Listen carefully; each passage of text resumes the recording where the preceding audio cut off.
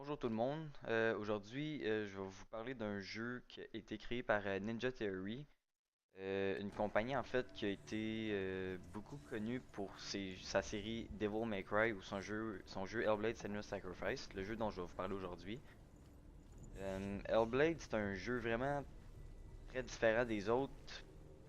Euh, Ça fait vraiment différent des autres styles de jeu puisqu'ils ont vraiment axé sur la réalité et dans un monde virtuel qui est fantastique, donc c'est vraiment spécial.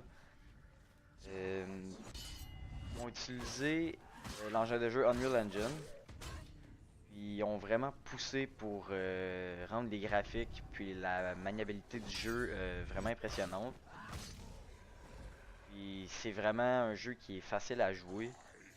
Euh, je pense que la compagnie a vraiment plus axé sur euh, la story du jeu en fait, là, pour faire en sorte qu'elle soit vraiment comme différente des autres. Puis, en fait, Hellblade, c'est un personnage schizophrène. Puis, elle tente en fait de recon- reconquérir les âmes des personnes qu'elle aime dans un univers qui est nordique, puis viking. Donc, c'est vraiment spécial la façon qu'ils ont fait le jeu. Ils ont utilisé plusieurs techniques comme la réalité cinématographique, qui est en fait une technique qui leur a permis de sauver beaucoup de temps.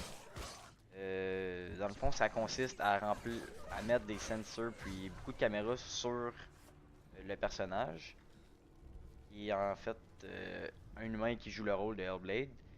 Puis on importe en réalité les mouvements puis les paroles, le tout dans le fond dans l'engin de jeu là. Donc on voit le tout en même temps puis on peut monter le jeu de façon vraiment plus rapide qu'à l'habitude. Euh, on peut faire en quelques heures ce que, dans le fond, ça prenait des semaines en fait là, à faire.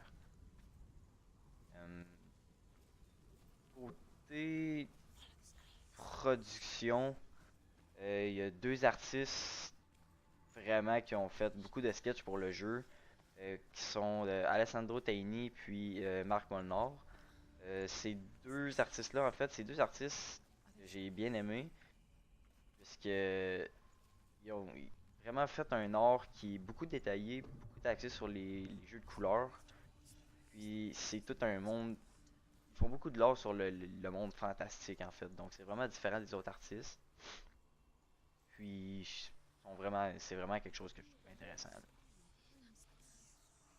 Donc voilà, c'est une petite présentation sur le jeu. J'espère que ça vous donne envie de jouer. Puis moi je vous le recommande parce que c'est vraiment un très bon jeu.